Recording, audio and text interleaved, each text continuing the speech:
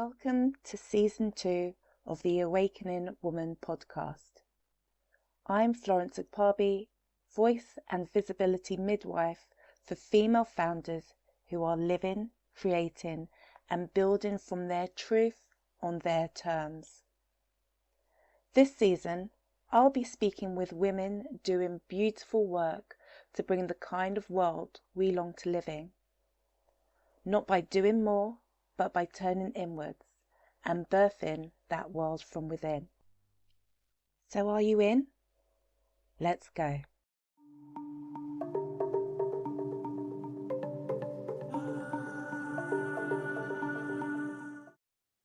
Okay, so welcome to the Awakening Woman podcast.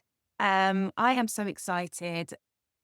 I have with me Marisa Guthrie, and she is the first guest in this new season of the podcast. And I'm not going to say anything. I would love, Marisa, if you could just take a moment to introduce yourself, and then we'll just go. I do have some ideas of things I want to talk about, but let's see how this goes. So if we could start by introducing, saying hi. I will do. Hi, everyone. And Florence, thank you so much for having me. I am honoured to be the first guest. I'm a business coach and author.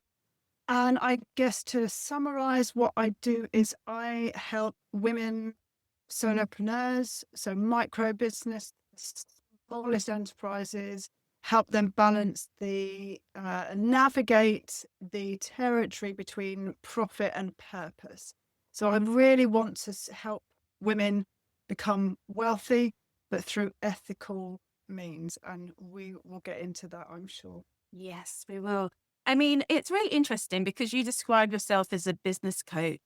But I just don't feel like it does justice to the work that you do. And I really want people to kind of like understand like the weightiness of like what you bring, because you don't just offer business coaching the way I see it, the way like business coaches tend to market their work. I do understand that there is like a strategy behind what you do, but there's also a deeper element to the work that you do as well.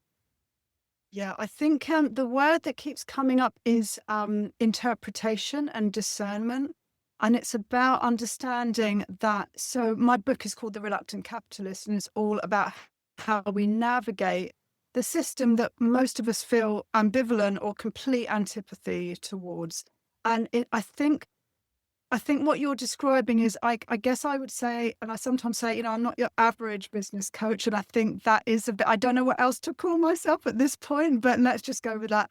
But it's about understanding that we have to see things through a systemic lens. And I think that the work of business coaching as an industry doesn't do justice to that. And particularly when it comes to women and women's liberation, whatever that may mean, and women's, the words empowerment and liberation get overused, but it's about women taking their rightful place in this world, both who they are as people, but also structurally and systemically. And that's the kind of the lens that I put on. Absolutely. I can't unsee it now I've seen it, if you know what I mean. Yeah, I do know what you mean. And I do feel like, the people listening to this will understand, but just to kind of like to give some examples and to make it tangible, can you like just help bring it home into reality? Yeah. So I guess at the heart of everything I do is, how do we create wealth for women? Because the way that women utilize resources and the way that they use their wealth and the resources that they tap into is completely different to the way that I'm not going to say, just men per se, because there's men out there doing fantastic work.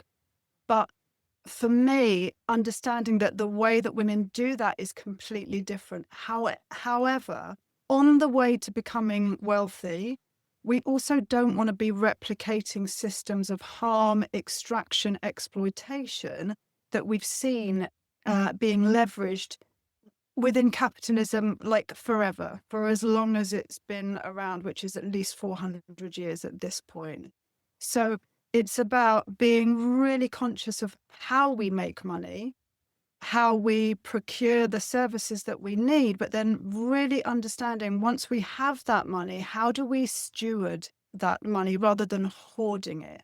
And so for me, so a lot of the time, I think people that are involved in what I would describe as purpose-led, heart-led work, I work with a lot of therapists, practitioners of all kinds. They feel this, that their immediate question is, how do I earn money and make myself accessible to everyone? And that's the tension that I'm helping. So when I'm talking about balancing the tension between purpose and profit, that's what I'm describing. And so I think that's the piece that at the moment, especially because we're seeing such incredible wealth concentration to the bad, to the detriment of people and the planet, most pressingly as well, that's the edge. That's the edge that I'm trying to bring. And so we need to then look at, well, how do we unravel that? And what are the practical steps, as you say, bringing it into this practical language? How do we actually tangibly do that? Mm. As you're talking, the word that comes to me is responsibility, and maybe not necessarily responsibility, but responsibility. How you can kind of like separate it in a cute way. Yeah. Yeah. What does that kind of, did that kind of feel right? This idea of responsibility and being able to respond? Yeah, this is like I've suddenly got, my brain has just gone off in all these directions. And before we came on the recording, I was saying to you that you always give me the ability to think about things differently, and you've just done it right there. So for me, there's a couple of things. A response to, so for example, the atrocities that we're seeing committed at the moment, the humanitarian response to that, and our ability to respond to that is to some degree governed by not only our capacity, but also the resources that we have in hand. Okay, so that's one aspect of looking at it. But the other thing for me is that, and this is something I've been circling for years now, is that there's a lot of talk about our right to earn money, our right to do the things that we want to do, our right to our individuality. There's not a lot of talk about responsibility. And for me, wealth and running a business comes with responsibility first. So that doesn't mean that we marginalize ourselves. And one of the main pieces of work that I'm doing with women, very much, it's right at the heart of what I'm seeing and doing at the moment, is helping not just women. I mean, I work pretty much exclusively with women, but I'm also open to working with, anyone who's aligned with this way of thinking, is that we have to meet our own needs first. And that we have to be so careful about the way that we say that and express that, because if it's not expressed in the right way, because we're getting used to this ruthless individualism at this sort of point in this sort of, end stage of capitalism, this neoliberalist perspective, we've been encouraged to think of ourselves as individuals, and we're not. But maybe we'll come on to that, but that doesn't mean that we don't need to meet our own needs first, because if we are not meeting our own needs first, we know how that goes, right? We've seen the burnout, we've seen, the illness and all the rest of it. And I have a client in the States, and they were saying to me, my whole upbringing was about I do for others. And so when we're then thinking, actually, I'm kind of struggling because I'm always doing for others, where does that leave us of individuals? So again, it's that fine balance of understanding that if you're going to do your best work professionally, personally, be able to respond, then you have to look after yourself first. But beyond that, what's your wider purpose, and how can we generate the kind of wealth that's actually going to change things? So that's my short answer. I love it. No, there is so much there, and I'm just trying to kind of like rein my brain in as well. So, yeah, I think the other thing that because this is when the whole idea of ecosystem comes into play, and I think you use this word a lot. You know, the the casualty of the way that we've been living and we've been kind of like brought up to think um, is that individuality is disconnection. Um, but actually, when you recognize that the individual is part of the whole, you know, and then people say you can't pour from an empty cup. And it's this recognition that, what you being able to sustain yourself doesn't take away from the whole. It actually adds to the whole. Right. Yes. That is the edge of the work. And I was thinking about this in terms of, bringing it right into how do we charge for our work? How do we do that? How do we be accessible to everyone? And I think the hard reality is we need to understand that we can't necessarily. Now, my caveat is that about understanding, okay, let me just take a step back. So a lot of my background is in social enterprise, not-for-profits, working with those organizations. I headed up a charity for a long time, etc. What I've seen so many social enterprises and then carried over into the kind of purpose-led business space is people trying to support others before they were supported. What ends up happening is the founder nearly always burns out. So that's one thing, which means that then it really limits your capacity to do anything. But what happens is it doesn't last. It doesn't last. And I've seen so many social entrepreneurs try to support other people before they had any kind of regular income coming in themselves, because they thought that's the piece that they needed to do at the same time. One of the things that I think we need to understand is that the transition of being, a business owner, if we're going to talk about that specifically, is that there is an arc to it. It doesn't mean that we can do everything at the same time. I'm 17 years in now, and I'm just getting to the point where I'm able to support free resources, or being able to coach them for free, or being able to provide scholarships, and etc. And also having the resources to allow me to write my book, because that my book is is a big part of the social justice of my business model, because it's cheap and accessible. So if I had tried to do that 10, even 5 or even 3 years ago, I wouldn't have been resourced to do it. So I think it's understanding there are seasons to everything, that there is an arc to everything. But if we try to support others before we are, it's like social activism. It's the same. I went to see a fantastic film called Breaking Social about social activism the other day, and George Monbiot was there as one of the speakers, and he said, if you're going to be an activist, you've got to look after yourself first, then you've got to look after the people around you, then you've got to see what resources you have available to fight the good fight. A lot of people are trying to do it from a depleted place. So what happens is we end up perpetuating capitalism, because capitalism will extract. And if we have nothing else to extract from, we end up extracting from ourselves. So my terminology is around this notion of self-extraction. And women are really good at doing that, because we're not good at asking for help, and we're not good at taking the support. So what do we extract from when nothing is left? It's left, we extract from ourselves. Yeah. Women are supremely good, highly talented at self-extraction. So good.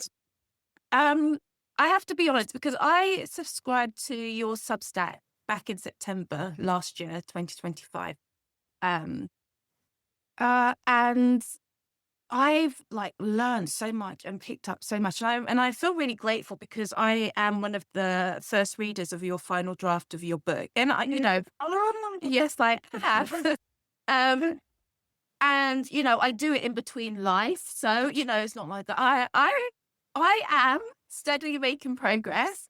But there is so much there. There is so much richness there, and I totally get, because, we have this thing where we want to kind of get to the end of the journey already and be at the place. Then we forget that there is so much. The journey is the learning, the journey is the evolution. And I think about like everything that you share in that book. And I think about, oh, what you must have like gone through and the things that you learn along the way to be able to offer this up. Like this version of you who's given this information now versus maybe like you 5 years previously or 10 years ago, the the difference is tangible. The difference is there in like what we get out of you. And like what you said, if somebody is doing good work, but it doesn't last past a year, 3 years, 5 years, what's the point? What's the point? There's no roots. There's no depth to it. It doesn't have a legacy. Exactly. And I, more and more, I'm building a legacy. That's what I'm doing. And I think a lot about the ancestral work that Simone Soul talks about what happens with, capitalism has forced us away from, a lot of the time, from ancestral lands or ancestral cultures and traditions.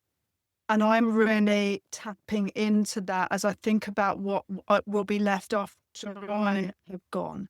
And that's what and so it's deep work. This is not just like, oh, let's take a business strategy and stick a load of stuff on and hope that the pricing fit. This is really deep work, for humanity. And I'm standing on the shoulders of giants. It doesn't come out of a void, but it's a daily practice for me. It is literally a daily practice for me to stop myself extracting from myself. I have to be so mindful and also to be always aware of privilege, however that looks. And I think that's a really important part of the discussion is understanding you have privilege, but how are you going to use it and how is it relative to other people? And so, everybody deciding that for themselves. So this notion of individualism, we want to change that word, swap out that word for sovereignty, because sovereignty is something that we get to be. We get to be sovereign beings with ourselves, particularly when it comes to our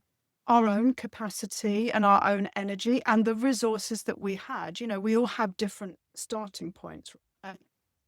But the ecosystem part is that I use it in my work, but I also use it in my language a lot. Because it's this understanding that particularly now in our human consciousness, if we lose the connection to nature and the understanding that we are all here, because we are part and connected to nature, then we all lose something vital.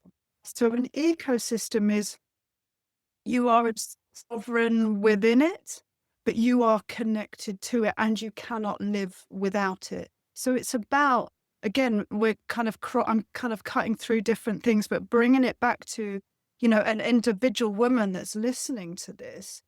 It's about understanding that you have to have the support of others. You have to have allies. You have to leverage what you can and lean into what you can. And then you can decide, well, for my capacity and my needs and the people that I need to support around me, what do I give back? What do I, how do I contribute? How do I respond?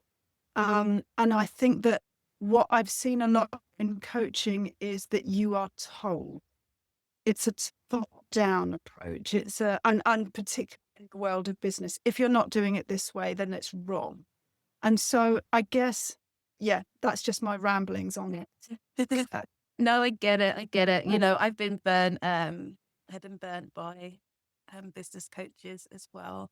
And I felt like, the really bad student who wasn't listening and who couldn't get what the teacher was saying, and it's not a nice feeling. There's so much that you've shared there. Where's my pen? Let me make a note so I don't forget. I think to touch again on this idea of ecosystem, because there's something that you speak about in your book where you talk about relationships versus bootstrapping. Does that ring a bell? Yeah. Yeah. And Yeah. it should do. Shall I speak? Shall I speak to this? Do you know, honestly, I've looked at the book so many times, I'm almost word blind, but I think the notion that the bootstrapping, again, it's another way that we trip ourselves up, because bootstrapping was originally used as it was a joke. To pull yourself up by your bootstraps was something that was actually impossible, whereas now it's part of kind of traditional business wisdom. It's straight out of the playbook. You've got a bootstrap, and again, I just don't think of it in that way. It's about connection, collaboration, thinking about, yes, what you have at your disposal, which is pragmatic, thinking about what you leverage, but it's also doing it through the systemic lens that we are not on a level playing field here. It's what George Monbiot says, that if the self-made myth were true, then every man and woman every woman in Africa would be a millionaire. It's not about hard work and effort. Yes, we all want to be proud of that, and I'm not taking away anyone's experiences of working hard and being able to put food on the table, but it's the understanding that we cannot keep perpetuating this myth that you can work hard at school, go to university, come out, get a great job, have a great life. It just doesn't work like that. We know that there are structural and systemic issues at play, and we're really in the end stages of that, because this is why we have the rise of populism that we do, the rise of misogyny that we do.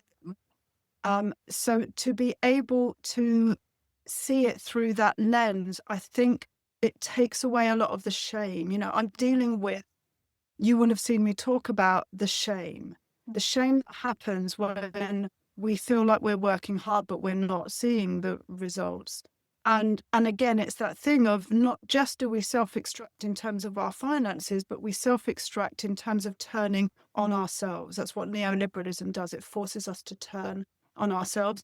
And women in particular are really good at that. Oh, it must be my fault. It must be me. If I was just working, if I was a bit more ambitious, if I had more confidence. Oh my goodness, how many times have I heard women say, I think it's a confidence issue? I don't think it is. I think it's a systemic issue, and it's to do with the way that we're socialized to think about notions of wealth, money, success, all of those kinds of things. Yeah, absolutely. One of the things that has been playing it on my heart for a while now is like a desire that I've had for a while, is around connection, community, collaboration, and for a long time I've been dabbling in coaching since, I don't know, like 2013, I would say 2015. And it was more or less, like pull yourself up from your bootstraps kind of like mentality, put in the hard work, do. And one of the things I never realized, but I began to see over time was, I just wanted to stop because I realized that we're nearly out of time. So we just wanted to have a quick chat with Marisa behind the scenes. But we've decided that we're probably going to do a part 2. And if you have any questions that you want to put our way, that would be great. So like my experience was, put in the hard work and the people will come. The people will come if you put in the hard work. But then I began to see that the super successful coaches were all leveraging their networks. And, people have described it as like multi-level marketing or pyramid schemes, in the sense that it's like an old boys school, but I use that term, but it could be like women as well. They're just kind of like, they're keeping it, the money, the wealth within their networks. And it's like they're using an age-old wisdom of being in community, but it's kind of like it's for their own betterment, and somebody like, I guess with my economic background, I don't have access to those high ticket containers, So it kind of feels like people then are forced to invest more than their means in order to gain access to those networks. And so for me, I'm kind of like in a place where actually we can all build community. We can all build connection and collaboration. And this is part of why I'm asking women to come in and to speak into the people who are listening to this podcast, because this is part of the building our networks, the community, the connection piece. And we don't have to kind of like self-extract, to use your word. We don't have to kind of like roll up lots and lots of debt to kind of build those networks and those connections with each other. Yes, and I think that it's also that those networks, when I think of particularly this film I was watching the other day about social activism, and they were talking about this concentration of wealth.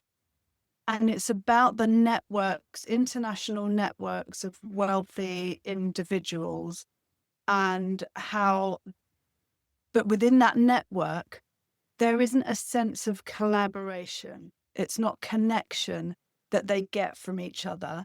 They are still ruthless individuals within that. That's not what we're talking about. What we're talking about is something where there is a rising tide, and we don't need to create that. We don't need money. So I think it's about also this idea that we can get really reductive about everything and bring it back to money and productivity. And what you're describing is much more this ecosystem approach where we are in relationship, we are in connection with others, so that we can build our own networks that are ultimately inclusive, as well as having a common aim or common aims in the things that we're trying to do. And that is a world away from those other kind of networks that predicated on exclusivity and the kind of one-upmanship and all of those things that we see. Because a lot of those people within those networks, they don't actually like each other at all because they're too busy being competitive. That's not what we're talking about here. So I think it's about remembering that the beauty of the things like social media, Substack, places where, we can turn up for free, quote unquote, because it's just our time, but our time is precious, is that we can use those places to build community and to have these really important conversations. And we don't know what the repercussions of that, the positive repercussions of that are going to be. So, yeah, I hope is that what you meant? Yes, I do. I mean, we'll definitely have to arrange like another time to like talk about this. But to end, is there anything that you want to say, and also to let us know more about like what you offer and where we can find you if we're interested? Yeah, I mean, just find me on Substack. And what I want to say is that you have all, as we all have been told for so long, that we are on our own and we rise and fall by our own merits. And it's the biggest travesty of capitalism and neoliberalism, because you are not alone. And if there's something that you can imagine and a future that you can imagine, then it is possible. If we don't use our imagination, and if we let our creativity and our imagination become commodified, as everything is becoming commodified, that's what we lose. But when we are in connection with others, and crucially in connection with ourselves and the ecosystems that we're part of, then literally anything is possible. And I really firmly believe that, but you must rest and prioritize your own care more than anything. And it's not selfish. And even if it was selfish, it's okay. Listen, if Tricia Hersey can write Rest is Resistance and create a whole, movement around resting, then I'm okay with that. I'm super okay with that. Well, thank you, Marisa. It's been such a pleasure to have you to share your thoughts and your work with us, and hope to speak to you again soon. Definitely. It's an absolute joy and a delight Thank you so much, Florence.